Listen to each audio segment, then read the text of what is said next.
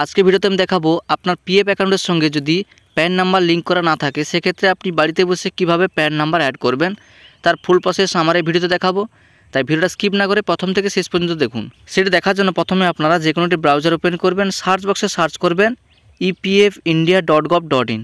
এটা লিখে সার্চ করার পরে এখানে আপনারা ইউএন নাম্বার অর্থাৎ পিএফ নাম্বার এবং পাসওয়ার্ড এবং ক্যাপচা কোড বসিয়ে সাইন ইন করে নেবেন। সাইন ইন করার পরে আপনার রেজিস্টার মোবাইল নাম্বারে ওটিপি সেন্ড হবে।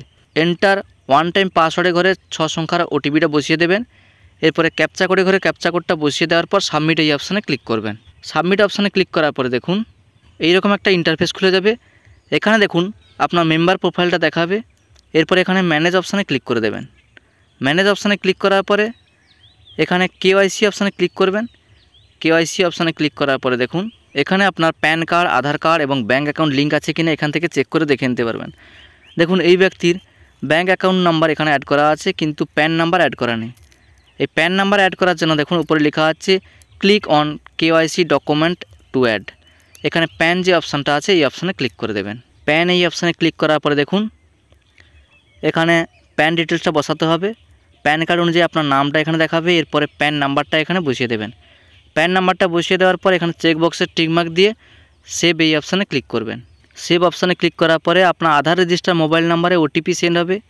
এন্টার ওটিপির ঘরে ওটিপিটা বসিয়ে সাবমিট এই অপশানে ক্লিক করে দেবেন। উপরে দেখুন লেখা আছে an OTP has been send your Aadhaar link mobile number. Aadhaar link mobile নাম্বারটা দেখাচ্ছে শেষ 4টি নাম্বার। এরপরে সাবমিট এই অপশানে ক্লিক করার পরে দেখুন এখানে প্রসেসিং দেখাচ্ছে। এরপরে দেখুন এখানে দেখাচ্ছে KYC documents saved and will be seeded only after digital approve by employer. অর্থাৎ দেখুন এখানে আপনি যে প্যান কার্ডটা অ্যাড করেছেন অর্থাৎ কেওয়াইসি ডকুমেন্টসটা যে সেভ করেছেন সেক্ষেত্রে ডিজিটালি অ্যাপ্রুভ হবে এমপ্লয়ার দ্বারা, অর্থাৎ কোম্পানিতে যে কাজ করেছে সেই কোম্পানির যে এমপ্লয়ার আছে তিনি অ্যাপ্রুভ করলে তবে এটা অ্যাপ্রুভ হবে। দেখুন এখানেও সেটা দেখাচ্ছে pending with employer for digital signature.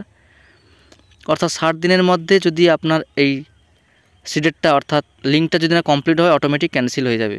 অর্থাৎ এটা অ্যাপ্রুভ করার জন্য আপনার কোম্পানির যে পিএফ ডিপার্টমেন্টের অফিসার আছে তিনি যদি এটা অ্যাপ্রুভ করেন তবে এখানে লিঙ্ক হবে, না হলে অটোমেটিক 60 দিন পরে এই অ্যাপ্লিকেশনটা ক্যান্সেল হয়ে যাবে।